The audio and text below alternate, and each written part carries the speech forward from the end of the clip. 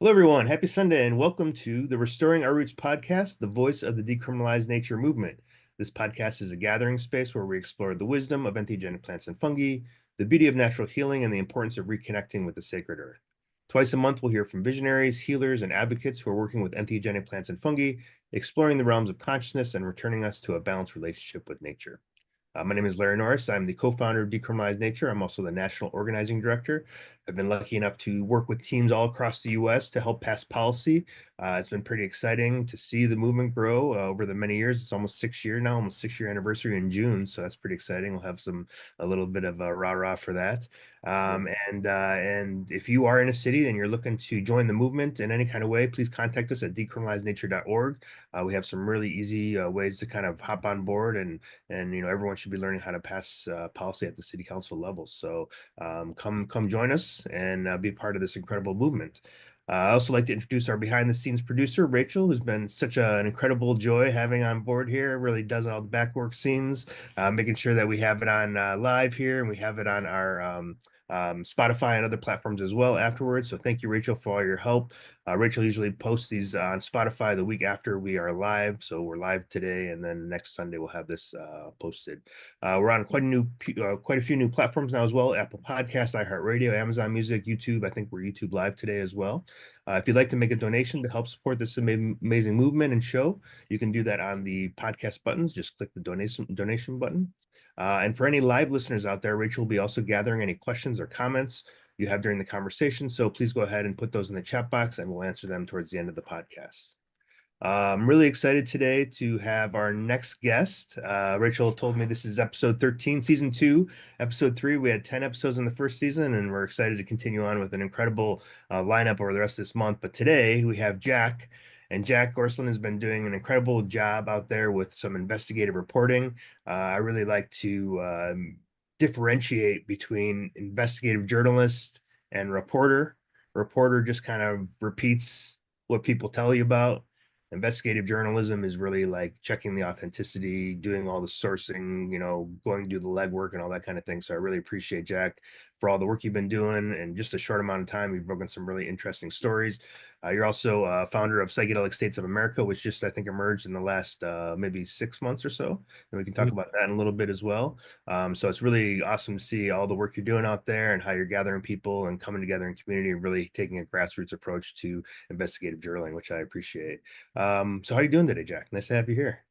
I am good, Larry. Thank you for having me. It's a long time coming, and super grateful for your work in this space, and honestly for Decrimature's work in this space, because it gives somebody like me, somebody who's trying to cover really what's going on from the ground up, something to write about in the first place.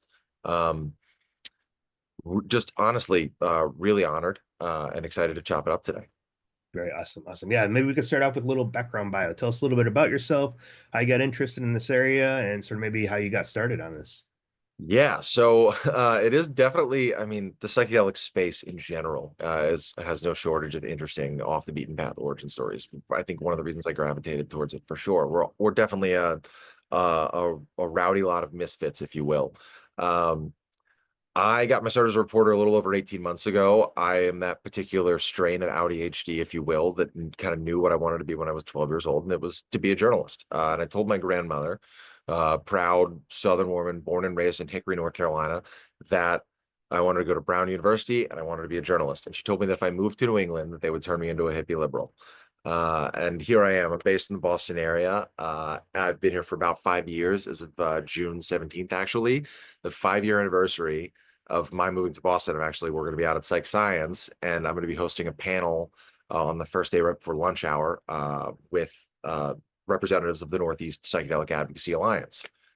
So it's been a very wild ride just in those 5 years of being in Boston, and in the 18 months, a little over that now, that I kind of got my start. So did a roundabout journey. I was a college football player for a little while, dropped out of college, did kind of the very off the beaten path journey. Ended up summer of 2019 in New Orleans with 62 cents in my bank account, a duffel bag under each arm, and no idea where I was going to sleep that night. No idea if I'd have a roof. Long backstory that's probably best shared at a later time that led me to that point. But really in that moment kind of woke up and realized that I hadn't really done anything with my life, at least to my estimation, that served a purpose beyond my own ambition. I just got back from a conference in Austin earlier this week. There was all these different, psychedelic guides and facilitators, and a big theme was feeling called to serve these communities. And it may sound a little bit corny, but I didn't anticipate that I would get, stuck, so to speak, covering the psychedelic beat in the first place, that I would stumble into it.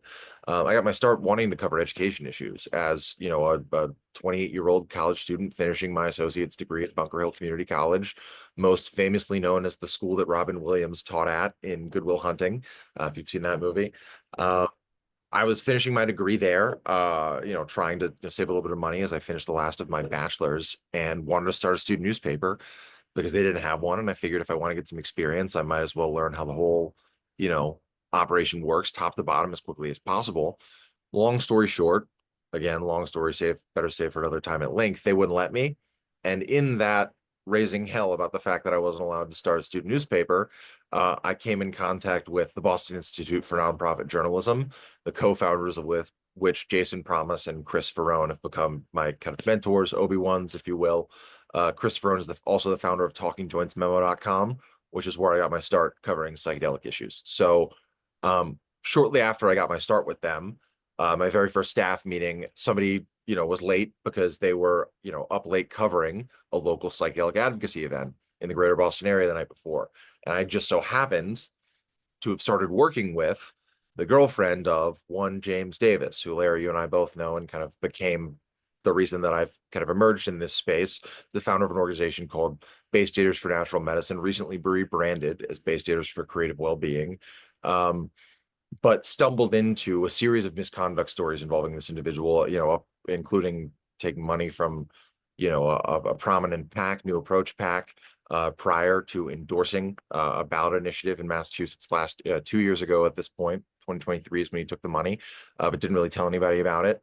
Teamed up with the Prohibitionist Lobby and Smart Approaches to Marijuana and Kevin Sabet to try to kill the initiative that he'd, endorsed in full just a few months prior. And then the big kind of story that I stumbled into was that I uncovered that he'd been impersonating a former collaborator of his, U.S. Marine veteran Mike Patello, for over 9 months, submitting written testimony in his name, et cetera. And it really kind of vindicated a lot of advocates in the greater Massachusetts, and New England area, especially those, quick shout out to the old team at Decriminalize Nature Massachusetts, Ranch Guerra, Brendan O'Connell, Kate Averich, also a good friend, really had a phenomenal team that was really the driving force, though you wouldn't know it from local media coverage, a gripe that I'd love to get into at some point. Decriminalize Nature Massachusetts was really the driving force behind Somerville and Cambridge passing deprioritization measures at the municipal level back in 2020 and 2021, respectively. But this individual and this organization that he was running solely by himself, essentially, with the exploitation of a number of collaborators along the way, is still claiming responsibility. So having broken that story and really become endeared to and kind of championed by a lot of grassroots advocates in New England who'd had similar experiences, realized that their stories needed to be told. And in covering the Question 4 campaign, came to, realize that their voices weren't really valued by the powers that be, as you know as well as I do, Larry. I'm, sure we'll talk about that as well. But from that, really decided that I wanted to document as many grassroots voices in these spaces as possible. If there was a policy development and I was going to write about it in Minnesota or Michigan or Missouri or wherever, I was going to be the article and the reporter that was always quoting the grassroots sources on the ground, the people in these communities that were taking time out of their days, unpaid wage, not making any money to do this, going to City Hall or, up to the steps of power, if you will, and actually driving change. And so much of the coverage that I saw here in Massachusetts, as well as across the country, just fails to do that. And they're missing out on documenting, I think, what I would define as one of the last swaths of what could be described as American heroes, especially in the psychedelic space, given, how incredibly unique this movement is politically. And I'm sure we'll get into that, but that is an elongated version of my origin story. And I just want to note, like, Larry, you were a huge champion of mine when, I first started documenting some of the misconduct by Bay Staters and by James Davis, and really vindicated me in navigating some, rightfully so, some doubts of the veracity of what I'd uncovered because of tactics by powers that be to discredit meaningful grassroots voices in states prior, in Oregon, Colorado, California, and many other places. It's not uncommon, but when you stepped up and you validated and championed what I was reporting, it really meant a lot. So thank you. And yeah, that's my elongated origin story. Yeah, thank you, Jack. Appreciate it. Yeah, no, I mean, there's so much there that I want to sort of unpack a little bit, but let's before we get into the juicy nitty-gritty stuff, let's talk even just about some of the history there. It sounds like you were saying that when you were at your school, they wouldn't let you put the paper together, and I often think about this has happened with some other organizations I've done as well. It seems like as soon as the authority says no to you about something, it always backfires on them. It's like some new thing happens from that. And then you're like, wow, okay, I'm free of this. And now I've created this thing that's totally new and totally, can work on my own and be independent. And maybe Yeah. speak a bit about that process in terms of like I know there's oftentimes this sort of frustration and this sort of like this angst around sort of not being accepted by, being able to do the thing that you want to do, but then how that sort of motivates and sort of helps you create something brand new. Yeah. It's definitely been really interesting. And it's actually a really um, interesting that you mentioned that, because of recent projects that I've been working on that have really been in response, brought some projects together really in response to the fact that nobody else was going to do it. And nobody else was going to be able to pay to do the work that, I felt needed to be documented. So I wanted to build an apparatus that would help fund that. Um, and I think, yeah, getting shot down, being able to start a student paper was a huge blow and really a wake up call that I was gonna have to get creative and gonna have to think outside of the box, either to put pressure on them to let me do it or to find a way to do it outside of their confines. And one thing led to another. And, like I said, at the end of my first staff meeting, I was assigned to the psychedelics beat. But even from there, um, seeing how inadequate mainstream coverage of some of the developments in Massachusetts had been. Reporters that weren't aware of, key grassroots advocates in the space other than this one individual. Reporters, Pulitzer Prize finalists from the Boston Globe, who knew without question that this, activist James Davis was guilty of, innumerate forms of misconduct, interpersonally and otherwise, and yet still quoted him at length and, and championed him in the media for the sake of a good story. So, and seeing the adequacy really spurred me to put a megaphone in front of some of the advocates and make them unavoidable for mainstream sources.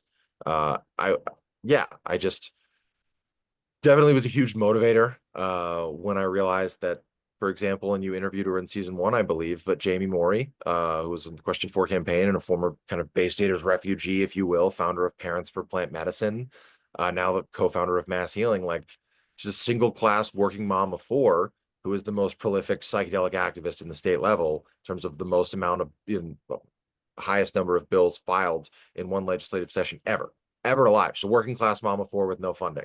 And in so many ways, her not being known to the Boston Globe, they haven't written a word about her. They haven't written a word about the 12 bills filed. Is really a travesty that I think this community can respond to in a collaborative and communicative way that, again, makes these voices unavoidable. Mhm. Yeah, I want to just sort of touch on something you're saying there about how a lot of this, and this sounds like the work you're doing, obviously the work we're doing at Decrim Nature and other places as well, Jamie and other folks, there's this element of like, well, no one else is doing it. We gotta step in because otherwise you're gonna have some deep pockets go in there and they're gonna create something you don't want. And that was my big kind of awakening in this process of Decrim Nature policy is like, wait a second, these people work for us in terms of legislators, right? They're our employees. We forget that Huh? sometimes. And B, like, if we don't get in there, that's our job. If we don't protect consciousness, who's going to protect consciousness? And so that's what we're seeing all across the US, I think. And I liked how you framed it earlier. I'm going to pat everyone on the back out there who's part of a Decrim Nature team and anyone who's thinking about it. These are truly the new American heroes in many ways. We're not just talking about changing policy. We're talking about getting community together. We're talking about protecting consciousness. We're talking about, people's unalienable rights to be able to have these experiences with plants and mushrooms. And so in many ways, people coming together the courageousness. I always think about this, when we had our Oakland and all these testimonies actually, but the first one that stands out for me is Oakland. We had like 100 people, give testimony, right? And we only invited like 20, right? And 100 of them came. Only think one person, everyone was positive. One person was talking about a different issue. So basically almost 99% positive, right? And almost a good proportion of them said, on public record, I broke the law. This is why I need to change it.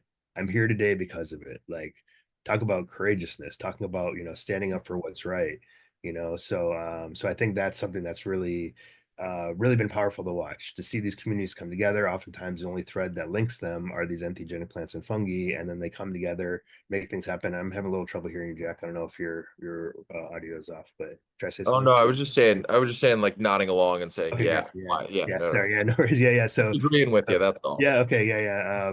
Yeah. So I think that's really just something, and I think what you're doing now with your sort of your traveling psychedelic stories and everything, and we'll talk about that in a minute, is a great way to sort of bring those voices out, because again, most news, we sometimes get local news. We'll talk about it, CBS, ABC, NBC affiliates or whatever, because they like the little news story. But they say, was it the Gil Scott Heron, the revolution will not be televised, right? You're not seeing this, except for when we started off. You're not really seeing this in CNN. In fact, CNN the other day had the article that said unsupervised use of psychedelics has increased over the last 6 years, and everyone's like, "Yay!" And Calls CNN, it of course, is like, "Oh, right, go ahead." calls it unproven. Calls psychedelic like calls psilocybin assisted therapy unproven. Like when we know based on this, clear cut science that it's the least likely drug to develop a dependency on. I mean, just by the actual science behind psilocybin and the substance itself,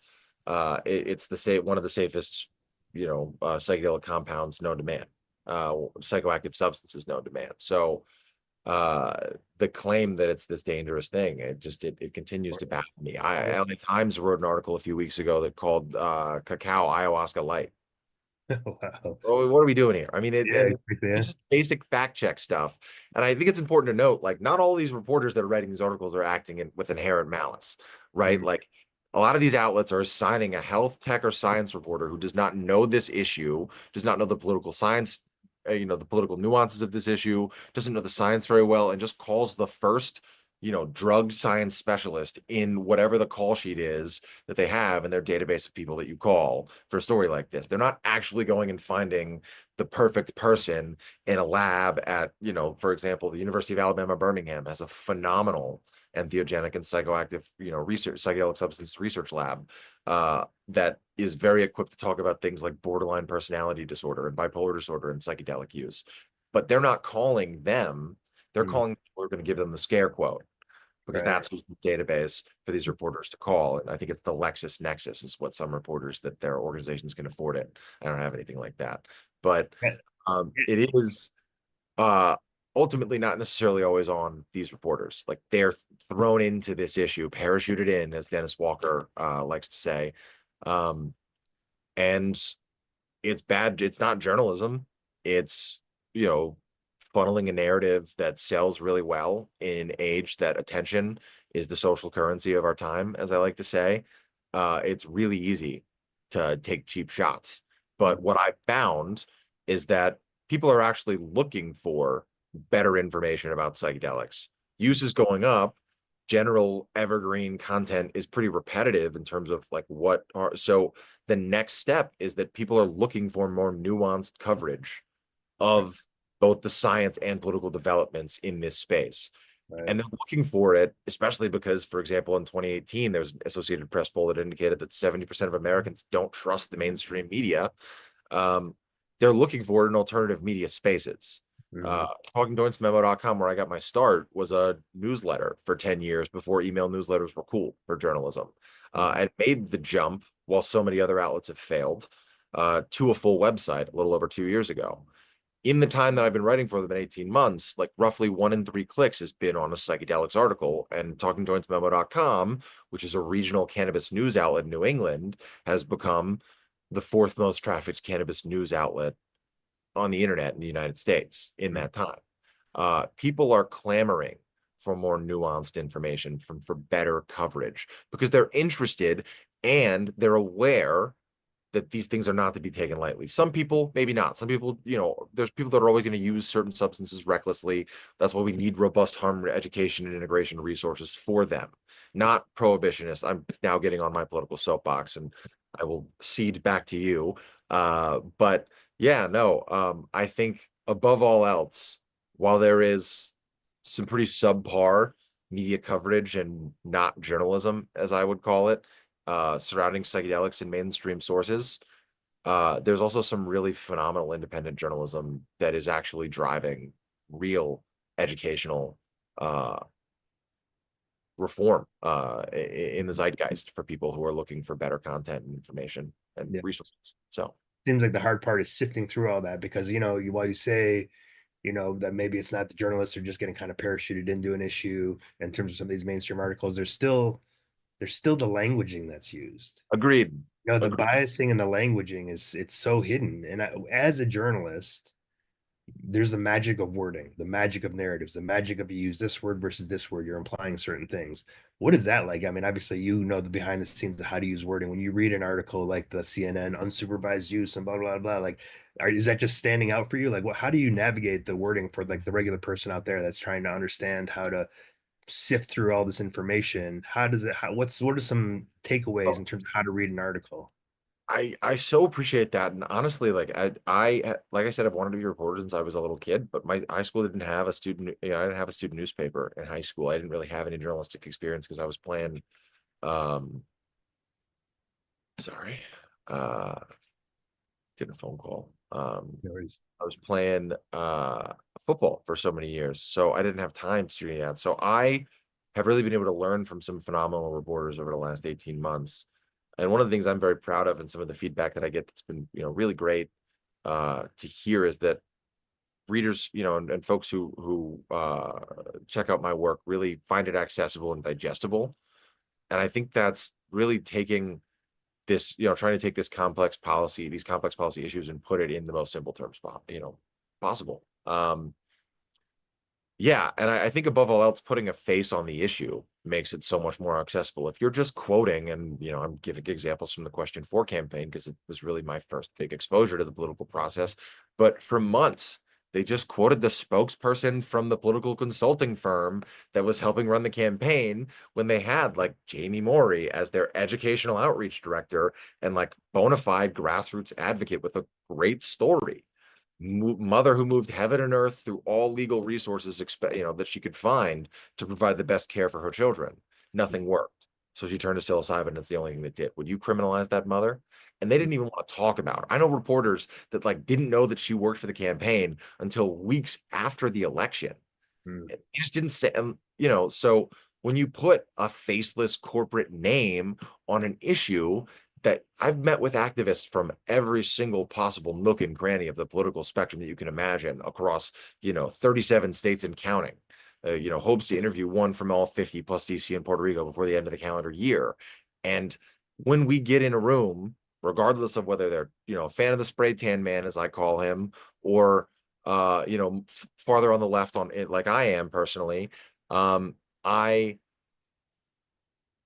so many other issues where there's bipartisan consensus, they can get in that room and they can't only talk about the thing they agree on. Psychedelics, everybody's coming to this place from a place of desperation for healing, or having, found that healing and being outraged that no matter where you're from or what your background is, that other people can't access it as well. So it's really the one issue I've seen, uh, at least in my experience covering it, that yeah, the political diversity is unprecedented, and that's a word that's way overused. But uh, it also is unprecedented in that they don't get in there and squabble about any other issue. We're here to talk about psychedelics. Mm. It's really the focus, and it's really refreshing and invigorating to be able to cover while so much of the world around us seems to be burning and crumbling, etc. But I also think that there's a blueprint there.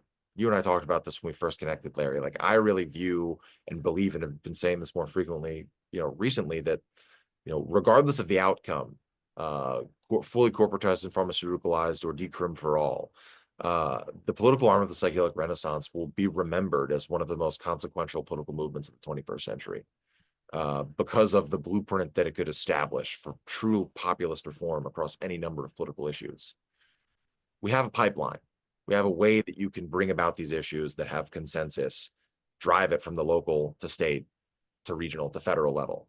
And Decrim Nature has been a huge part of establishing what that pipeline could look like. So again, it's been really an honor to be able to cover a lot of these developments, but also uh, fascinating. And I think something that I personally both nerd out about, but want everybody and their mother's cousin to know about. Yeah. Yeah, that's great. Yeah, so I know you're itching to talk a little bit more about Massachusetts in question four. We've kind of dabbled on a little bit. Sounds like there's two different areas that are relevant to talk about. Mm. First is sort of the Bay Staters angle and then the new approach angle. Start off with the Bay Staters, and then because new approach kind of went through the tail end of it, and the Bay Staters thing went to the beginning time James Davis. And I know there's James, when I say Bay Staters, there's a lot of folks or a handful of folks that were part of that have sort of stepped away from it. So of course we're not talking Yeah. those folks, Like but if if you go look at their revamped website, which I would encourage nobody to do, because this I even hesitant to talk, for too long about this at this point, because we're platforming a bad actor by giving him even the airtime. That's, I think it's important for people to know. So I talked about it a little bit earlier, but yeah, I mean, this was the worst kept secret in New England's psychedelic advocacy for the last half decade. I have had over 100 people across 8 states in the Northeast region in particular reach out to me with stories about this individual, and folks from all across the country. Mistreatment, toxic behavior, outright lying or slandering slash defaming, driving wedges between activists in an attempt to gain power, priority, etc. And just in general, like just really doing so much more damage to the movement than good. And the number one thing that was really proof of that is, as soon as that Stolen Valor story was published, the floodgates really opened up. The number of people that had stories to share, but that also were like, now that this is over, now that the story has been told, like, what's next? How can I get involved again?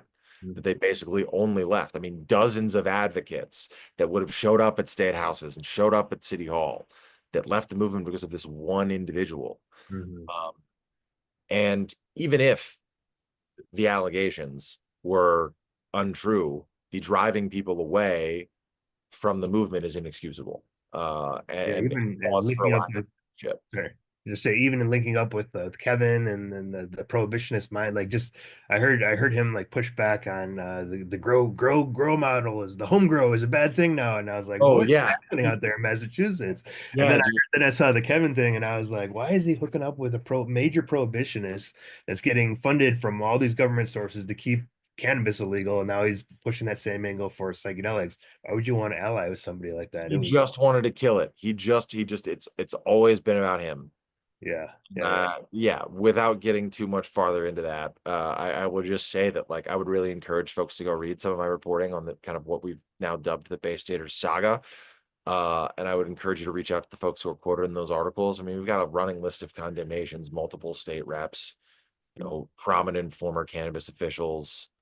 There's a lot more stories in the works in that regard as to what really went down there. But it's a good segue into how the Question 4 campaign really came about, which is that in the wake of Colorado's really surprise, I mean, I was not covering this back when Colorado passed. I believe it was Prop 122.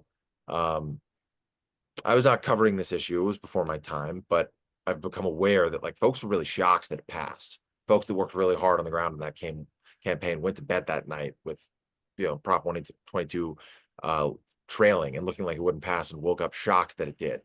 So the Political Action Committee, New Approach PAC, which notably is a spinoff of the Marijuana Policy Project, was responsible for 109 in Oregon, the psilocybin service center model, with the separate full drug decriminalization measure that was unfortunately rolled back, I think unfairly, but that's just me. New Approach came into Massachusetts for a number of different reasons. One, there'd been some pretty remarkable progress at the local level. Started off by Decriminalize Nature Massachusetts, really kind of gallivanted forward, again, not by Bay Staters, but rather by a number of dedicated activists in Western Massachusetts, including the UMass Amherst Psychedelics Club. Really want to shout out those guys who are driving force in both East Hampton, Northampton, Amherst, uh, and and had really great conversations with folks in Springfield and elsewhere surrounding local municipal deprior- deprioritization measures. It's been a long weekend, Larry. I'll speed this up. Yeah. So new approach, obviously Boston is in particular here in Massachusetts, I'm in Boston, as I've said, is kind of like the mecca of Western education. Uh, Harvard, massive biotech industry, number of phenomenal research institutions surrounding it, Dana-Farber. I mean, the dimes and dollars that could go into a robust psychedelic, investment in psychedelic research just in Massachusetts would do, wonders for the state economy. I think 500,000 Massachusetts residents work in the healthcare industry. So that's that's one attraction. Obviously, Massachusetts has a storied history of psychedelic use with Harvard Psychedelics Club, Cleary, Ram Dass, et cetera. The Boston Psychedelic Research Group, BPRG, has also had a strong presence here for a number of years. They, I think, are now in the process of rebranding to PRG and going national. Would encourage folks to stay tuned for more info about that, because I actually think that could be a really good thing. Could be in tandem to Decriminalize Nature folks potentially, at least my hope. But that said, came in here really hoping, and if you look at Massachusetts history, has long been kind of a tastemaker for progressive policy at the state level to kind of take the national leap. And this would have been third time's the charm, right? They would have been able to take this dual decrim service center model, so they said, and apply it and copy paste it if it could pass in Massachusetts, pretty much anywhere else that might fit the mold. It did not work out that way.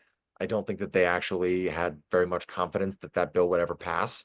And I think there's a story to be told there that I would encourage folks to stay tuned for more info about soon. But yeah, came in with $1 million from David Bronner from All One God Faith Inc. And spurred by some support from big money from Austin Hearst IV and a number of other larger donors. Not really a lot of small dollar donors, despite significant grassroots interest and like serious interest from the cannabis industry in supporting the initiative. They just didn't want to work with them. So kind of came in and ran the exceptionalist campaign, if you will. And didn't want to talk about decrim. I'm sure that you got into this a little bit with Jamie, but basically told their staffers and their volunteers to not talk about how this measure would include decriminalization or any of the home grow, and really, misled, according to constituents that I've spoken to across the state, like really misled a lot of people that are involved in local politics about what this bill actually would be. And I'm not at liberty to speculate as to the origins or reasonings or intentions. Again, I would say stay tuned, but I will emphasize that this is not a state that wasn't interested in some form of psychedelic policy reform. This was a state that didn't know enough about this bill going in to make an informed vote.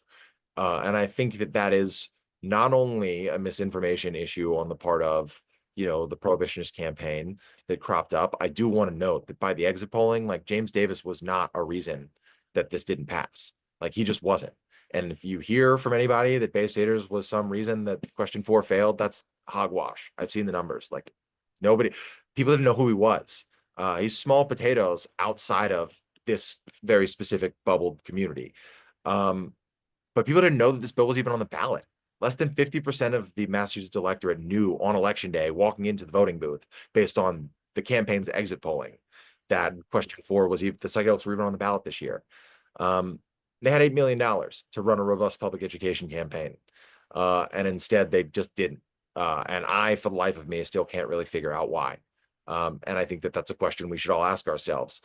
I also think it's worth noting that like a week before the election, it looked like this thing might pass. I think polling is pretty broken in modern politics. So I would say probably don't trust the polls. And I leaned in and made some predictions based on those polls that I was flat out wrong. I thought it was going to pass, but it lost by like almost 15%. I mean, it was pretty stark how, just how flat this thing failed and fell at the ballot box on election day. And it really leads you to wonder, like, we have a group that's led major policy reforms in Oregon and Colorado that are a mess. The Oregon system is unaffordable. It is not generating revenue for the state. In fact, taxpayers are footing an inordinate amount of keeping that system afloat. And the most beneficial thing profit wise is for the companies that get to charge you $14,000 for facilitator training that have cropped up out there. And I'm sure that they do a great job and whatever, but you're not going to catch me paying $14 to learn how to trip sit respectfully. Um, Yeah, and so I we think the have, sorry. sorry, just to finish my thought very quickly. I know I ramble. We have a system in Oregon that is a mess. We have a system in Colorado that's being actively hacked away at and stripped bare of many of the basics that folks that really fought on the front lines for that bill from a grassroots perspective really wanted to be hallmarks. The regulatory process, has been a real struggle. These are bills, that were written by the same group, and then they fall flat in Massachusetts. You really have to ask yourself, why would anybody give a group like this any money to drive change and to be in charge? They're writing bad policy and they're not delivering results.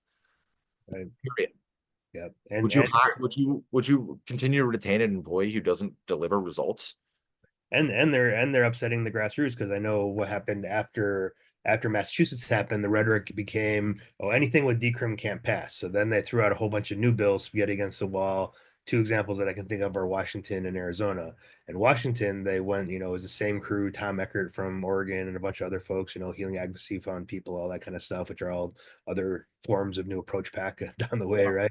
And in Washington, they made the mistake that they said something like, this supersedes all other local ordinances, right? And of course, 14% of Washingtonians have already passed deprioritization policy in all the cities there, from Seattle, Port Townsend, Jefferson County, Olympia, and now Tacoma. And they're like, no, this what? You can't do that, right? That so got the grassroots hyped. And they came out, and of course, the first thing that the bill writer said was like, "Oh, well, we actually amended that out. It's not that way anymore." But at that point in time, the community there was like, "No, unless this is grow gather gift model, we're not for this," right? So Yeah. they ended up tanking that bill, which is I think good for the grassroots community out there. Yeah. Then we Shout happen out in Reach Washington, by the way. Shout out the folks at Reach Washington. They're fantastic and should Reach be in and charge of whatever. Aaron at Port Townsend Psychedelic Society. They were doing some good work out there. Decriminalize Nature, all the teams came together, and it was really great to see that sort of collaboration. And then in Arizona, we had another bill that came out, and we didn't, but the bill came out, and it basically said something like, it was going to be a legalization model, but because they're seeing how this model in Oregon is not financially stable, and Colorado, et cetera, the ways that they're going to fund it, because that's always what you got to look at, is the bottom line, who's funding this and how is it getting funded, right? Because Oregon now, despite the fact that Healing Advocacy Fund said that they would basically be able to be sustainable after a couple of years, they're now costing taxpayers $3.5 million a year or something like that, right? So in Arizona, it was two things that they were going to fund it by: the license fees and the criminal penalties. So now you've re-incentivized through this quote unquote legalization bill, you've re-incentivized criminalization. Because if you're not within that model that says, hey, you're gonna pay this amount in this service center, which by the way is gonna get data collected and all that other kind of stuff, which is on a So whole other. many downstream issues that we aren't talking about with this. And yeah, there's some great lawyers with the Ruddock Law Group and based out of Jersey, but one of them's based in New Mexico. That's really opened my eyes to the concerns surrounding privacy and service center models, data privacy. We really need to be thinking about that. It's a big conversation. I mean, I wouldn't want to have, some big experience and, I'm just like going through the ridiculousness of the experience and all the different sorts of things that you can think of at that time. Maybe have nothing actually due to through reality. It's just part of what you're experiencing. You got to sort of be in that and feel that. And all of a sudden that's recorded. You said this thing and blah, blah, blah. Or, I'm drooling on the floor and there's some tape recording of it, video recording.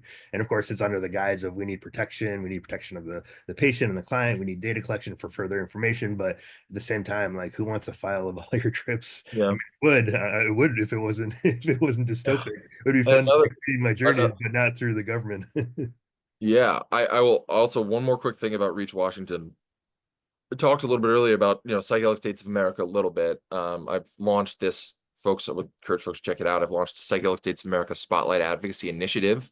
We're going to interview different advocates or advocacy groups in all 50 states plus DC and Puerto Rico, hopefully before the end of the year.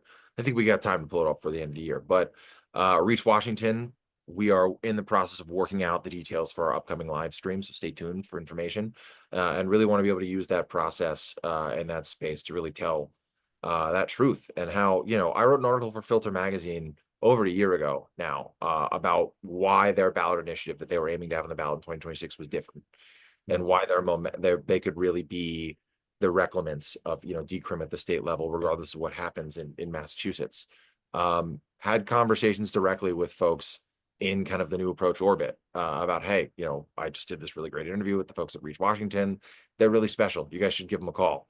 And then, a bill, I don't, it's not directly new approach per se, but a bill filed by some folks adjacent to that whole little satellite constellation, if you will, did not have any input from a group that had media coverage and a ballot initiative like already geared up. It's already on the ballot for 2026. They just got to get going with the fund. Like, they just need funding. That's mm. what's so wild to me, is that like there's a viable option to enact statewide policy, and they just went the route that they could have control over. I had a really great interview, speaking of the advocacy initiative, to start the whole thing, with some of the grassroots leaders down in New Mexico. I'm very excited about the coalition that they have in the grassroots space. They've been through some turbulence, but they have some really strong leadership. Joaquin Orozco of Decrim Psych New Mexico is fantastic. He's been around for a long time. I Yeah, think Decriminate Nature for some time down there too. yeah, Mm. yeah, yeah. And yet I think that, it's worth noting that the newly rebranded Psychedelic Health Equity Initiative is now rebranded to the Psychedelics for Mental Health Access Alliance, the PMAA. And on their blog, there's a piece about, taking responsibility or like credit for this health equity fund model, that has been cropped up in New Mexico. That's supposedly going to be a fund that helps people who can't afford these treatments afford them, but has no money appropriated to it currently, and we're entering global recession. So Right. you think that that is going to be a top of mind for the New Mexico state legislature, to provide additional state funding so that poor people can get access to psilocybin assisted therapy, when the medical tourism route is going to drive revenue so much more so for that? Like, that, there's no incentive in So you've today's economic landscape. So been again, looking a lot it's at the a New Mexico. bad policy. Yeah, you've been just real quick on that. You've been looking a lot, obviously, at the New Mexico policy. It's a medicalized version, just for people that aren't really aware of it. The one that just passed is what I'm guessing what you're speaking about here. Medicalized version for specific treatments. I think PTSD, substance use issues, Yeah, which is depressions, and other conditions. Did you ever see a mechanism anywhere there for how to get the material to the doctors? Is it's I think it's fresh mushrooms, but they don't allow for cultivation as far as I saw there. Am I missing that somewhere in the bill? I will need to go and review the language. I would really encourage folks, a person who's an ace for this to talk to is Denali Wilson, formerly of the New Mexico ACLU. Really fascinating legal mind who really helped them bridge the gap. She would be my first go-to call after this to clarify. I don't think that there were cultivation guidelines included in the legal framework that was proposed. I do know that decrim was bounced around for a while, and they made the decision to go kind of medical first, but not stop fighting for decrim. And I will say that, like, having gotten to know the grassroots leaders in that space, like, they're not giving up. And I do think that, like, that is a unique state where decrim at the state level is viable much sooner rather than later, with the right team reaching out to the legislature and work. We're seeing conservative states having an increase in decriminal, increased interest at the state level in decriminalization, specifically of psilocybin, like New Hampshire, that kind of has a bit of a purplish streak there a little bit in certain pockets as well, like New Mexico. So New Mexico has the thing where they are allowing cultivation anyway. yeah, that's a So huge part of it. Is Alaska has the same thing. The state Supreme Court's precedent, where right to privacy is extended to one's home. I think New Mexico was So, something where they peeled manufacturing cultivation out for manufacturing. They're saying if you're growing something, it doesn't consider it manufacturing. The okay, that makes sense. yeah. So you can grow mushrooms, but you can't pick them or dry them. Then that's use in possession. So they're already like Yeah. 50% of So the way there, in I terms of know I know that whatever the appointed regulatory board will probably nail down some of those guidelines and some of that framework. But again, like an unelected independently appointed regulatory board, I've seen in Massachusetts how, that hasn't really worked well. I mean, the legislature does not do them any favors, and the way that certain cannabis frameworks have been rolled out in different states has just been a mess. Connecticut has a lot of real issues because it's MSO dominated. I fear that Missouri, which has a similar MSO structure for their cannabis industry, I fear that like a regulated medical dispensary access for psilocybin, which I know some of their cannabis MSOs have had their eye on in a long-term vision. I think that could be really dangerous for access in a way that if a medical model like New Mexico is what comes first without decrim, I'm not a fan of that. But if the advocates in New Mexico have the momentum and coordination and know-how and talent, which I haven't gotten to know them, believe that they do, to be able to not give up on decrim and in fact really push the issue and drive that change forward sooner rather than later, then I would really want to champion that and like hope that they can. All that said, the political pragmatism issue in the psychedelic space is one that I don't think anybody really knows where the middle ground is. So many folks, like you said, coming out of Massachusetts are claiming, at least in the high funders, PSFC world, Psychedelic Science Funders Collaborative world, are really pushing the narrative that decrim in particular, no, I mean, decrim, I guess, more broadly is the reason that question 4 didn't pass when that's not true. Home cultivation was definitely a big issue. I think people didn't really understand home grow. I think the way that the bill was written, 12 by 12 foot, scared people. I think that the way that the bill ended up, summarized on the ballot was very problematic and something that probably influenced a lot of people who had no idea it was on the ballot voting no. Because they saw 12 foot by 12 foot and all these psychedelics they'd never heard of. And there was no public education campaign surrounding it beforehand. So how would they know? Um, and so again, there are ways to advocate for and include provisions or loopholes, et cetera, for protections for home grow and for decrim on a state by state level that just requires a more nuanced policy crafting process than we have seen thus far. And you can say that it's the Wild West and that nobody's done this before. And yes, that is true. But so few in the psychedelic space policy crafting wise seem to be actively attempting to learn from the mistakes made in cannabis policy, which is so ironic because New Approach PAC is a spinoff of the Marijuana Policy Project.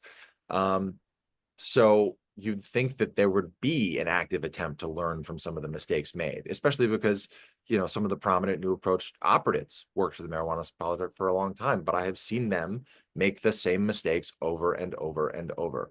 And I don't think it's like the frontline level staffers, to be clear. People are products of systems of power in so many ways. I think that plenty of people that work for these groups really believe they're doing the right thing and really believe they're operating in good faith. And, I disagree with a lot of them. And I know you do too, Larry. But I think that the power structures above them, incentivizing them to, carry out orders or prop themselves up as the experts, that needs to be deconstructed and discussed more. And it's my hope that what comes next for my media coverage and, for an expansion of psychedelic media coverage in the near future, hopefully in tandem with some other great organizations, will be able to really open people's eyes to how these bills become law and basically how a group of people that don't live in your state decided one day that they were going to be the experts and going to get to decide for you, and weren't going to involve you in the process. And even those experts, the sort of deep pockets they're listening to, I've spoken to and sort of rewind a minute. You dump a lot in. I have a couple rewinds to go there, but Yes, yeah, no, I can go. but the one concern about sort of the medical, I think, is once you establish that, you've created a consumer model, which then is threatened by personal access. So that's my concern when you start off with these other models or these other approaches without decrim first, is they're never going to go back to decrim because that cuts out their bottom line. So that's one concern. Secondly, I've talked to a lot of medical professionals, people that have worked at the VA, other places like that, that have been kind of lukewarm on the idea of psychedelic legalization or psychedelic medicalization. These are medical doctors Yeah, oftentimes. And when I ask them about, when I start having the conversation about stuff, and they're still uncertain about the science, but almost every single one of them agrees that no one should be going to jail for it. So again, if we're really talking about decrim here, these medical, even the AMA and others, there's maybe it was an AMA, I think it was AMA, maybe said decrim, they were a decrim proponent, but not for medicalization necessarily, because there's still the science still has to be discovered, and obviously have challenges with the double blind placebo and et cetera, et cetera, et cetera.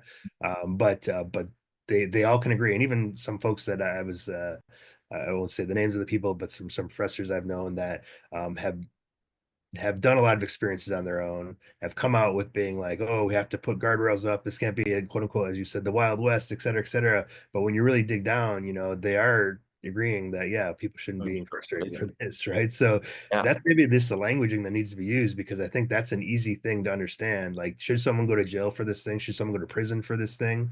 You know, Yeah.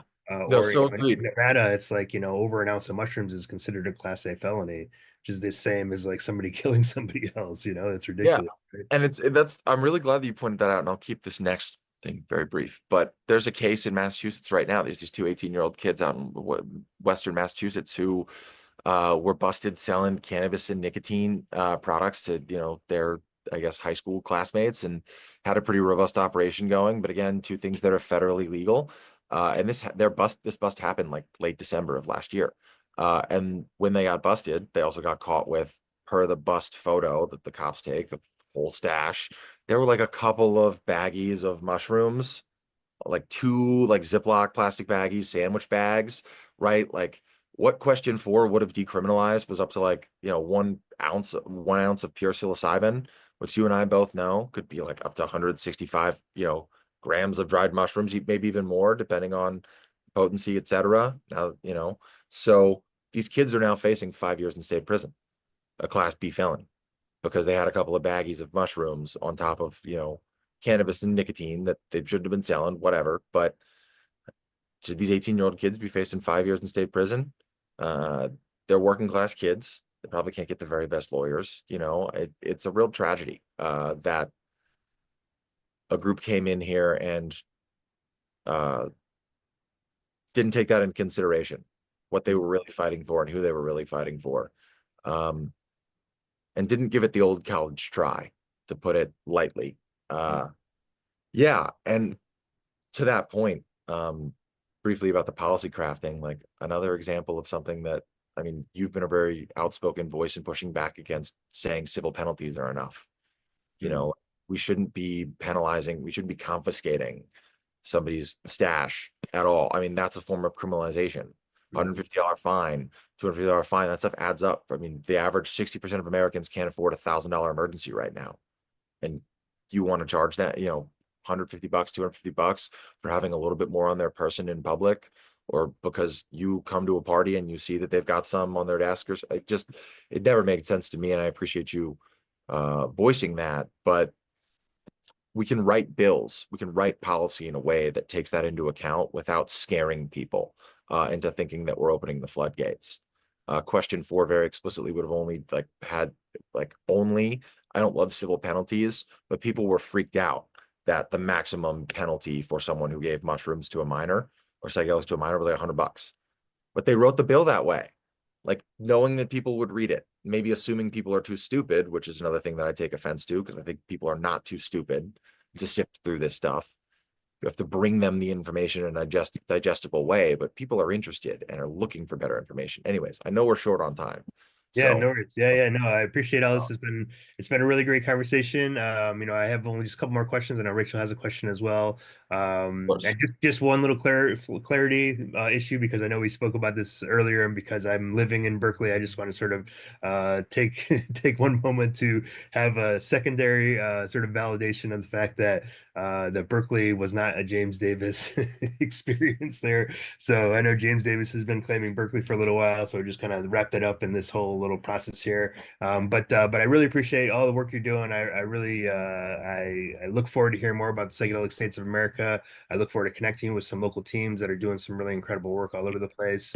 There's lots of teams that are popping up now. We've been doing a little bit less of a hype and more of a celebration afterwards because there's been some detractors out there that'll go after the teams. But I'm really excited to share some of their insights Yeah, with you or share who they are so that they can sort of speak to you in terms of your national coverage there. So absolutely. that's really great. And yeah, please let us know maybe in a minute before when we wrap up how to sort of contact you on that. And then I'm going to try, and Rachel, I've been kind of missing on this question. I've been trying to do this. I remember we did the first few episodes and then I spaced on it. What does decriminalize nature mean to you? That's the question we're going to start asking everybody I at was the end. just thinking about that too, Larry, how like we used to close the show with that. that like the differentiation between like what decrim means versus Right. legalization. So yes, go for it. So what when you hear the words decriminalize nature, what does that mean to you?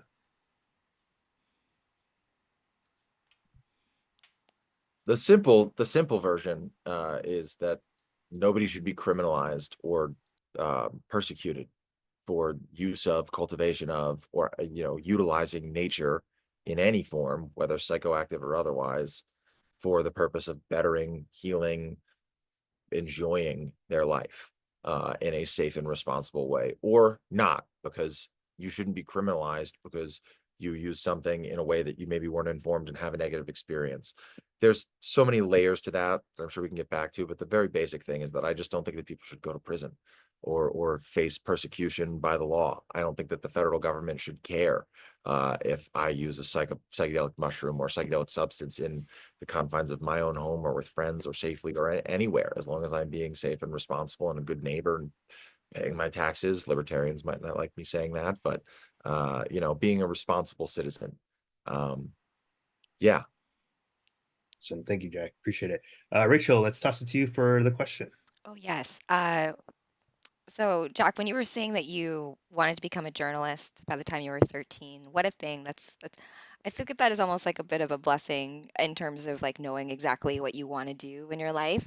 I have a special affinity for news anchors because I wanted to be like April O'Neil and Lois Lane and like investigative news reporter. And I think sometimes people forget that Superman's alter ego is actually a reporter, right? So Yeah. keep that in mind. So I also say that news anchors are basically you're anchoring in reality through storytelling. So people, we tell fantastical tales. I do comic books, like this is just a tale, but what news is doing is like this is the story of what is real. So in all of your experience, Jack, do you have a story that most vibes with you? Like right now, you probably have multiple favorite stories that you've worked on, but do you have something that comes to mind right now that, like, in your whole experience of storytelling and bringing stories to light that you want to bring to light right now? Um, I think the Stolen Valor piece was, I mean, I think that's the generic and easy example, but a story that I'm really proud that I was able to report that kind of fell into my lap. So I live in South Boston, really kind of in the set of Goodwill Hunting, if you will, and I live right up the street from a CBD wellness and apothecary store that, I've covered some of the gray market products in this space, and I was aware of some of the shrooms, diamond shrooms recall stuff that happened, but random early Wednesday in November last year, this little sleepy CBD store up the street from me gets raided by the DEA. Mm. And the story that I published was that they got raided and, basically that, the products, the road trip desert stardust gummies and one other product name is escaping me, a different brand had been confiscated on an incoming shipment. DEA officers and Boston police officers came in at gunpoint, like absolutely wild response, claiming without providing like a proof of testing that one of the products they were confiscating had tested positive for psilocybin. So that is the story that I reported. And I came to find out, and have been hoping to write a part two on this and tell the full saga, that the DEA both like apologized, gave the confiscated product back, and admitted that the product they confiscated did not test positive for psilocybin, which like Mm. who have ever had any interaction with the DEA or like cops or law enforcement in general, like they don't willingly apologize. They said sorry? Oh, they done messed up. So Wow. yeah, and like gave back. So, but it became, I mean, that ended up being like the second most clicked on story in talkingjointsmemo.com last year. Again, because Beautiful. people are really fascinated by these issues, but also I really be able to hope to vindicate those folks at some point because I'm sure that that did not help their bottom line, that happened. And again, DA apologized. They messed up. Yeah. So there's a lot of other stories to be told. I definitely have some stuff in the works that I'm excited to share soon. And yeah, but that's definitely one that I was both proud to report the initial telling of and hope to be able to, tell the full tale soon. Very cool. That was very cool. Also, I think I'll throw this back to Larry, but also like where people can find your writing and all of your work. Yeah, so I'm mostly freelance over the last 18 months. Double Blind Magazine, Filter Magazine, harm reduction, policy focused stuff, Talking Joints Memo, been Psychedelic Alpha. Have a piece coming out, Q&A with Reggie Harris, who I know is a good friend of the show and a Board Decrimination member as board well. Yeah. member. Yeah. Reggie is one of my heroes, honestly. I got a great Q&A coming out with him in Cannabis and Tech today, really trying to bridge the gap and give leaders both in business and in, policy reform and advocacy a voice in those B2B spaces. But I've also just launched, I've had Psychedelic States of America as a newsletter that I wasn't really doing much with, but have launched in, tandem and support, kind of powered by Lucid News and Psychedelics Today, the Advocacy Spotlight Initiative, which we're hoping to interview an advocate or advocacy group in all 50 states, plus DC and Puerto Rico. I've got Spain, Ireland, Denmark, Germany, a bunch of European EU countries, the UK, all lined up as well, Mexico and Canada. But About France. any We have a TN France Decriminature, too. yeah, and Decriminature France. That's it. I literally am gonna DM them again. We've been messaging them the past few days. I want to interview them as well. It's a great segue. Decriminature chapters out there that are not aware or might be looking to be featured or interviewed or like even a Q&A, please contact me. I'm trying to follow as many of you as I possibly can find on Instagram, but I've been told by Larry that that is not the most reliable database. So consider this a call to action. If you have been working with Decriminature in a chapter on state level, local level, want to start one or in the process of starting one, are interested and are in a state where there's not a lot of advocacy, Kentucky, North Dakota, South Dakota, like any of the states where you don't know what's going on, Alabama, Decrim Baton Rouge is kind of defunct right now, but had a really robust presence. And, I want to tell your story. I want you to be an unavoidable face of this movement on a policy level, so that this populist groundswell to be isn't rapidly corporatized by the same old tired institutions of power that have done the same for every meaningful uh, populist political issue over the last half century. And how Uh, do they like contact you? Twitter, Instagram. I'm easy to find on LinkedIn. LinkedIn's kind of where it's popping with the psychedelics and cannabis communities. But Jack Gorsline, Jack.Gorsline, just my name. And then Psychedelic States of America on Substack and all the other same platforms. YouTube as well.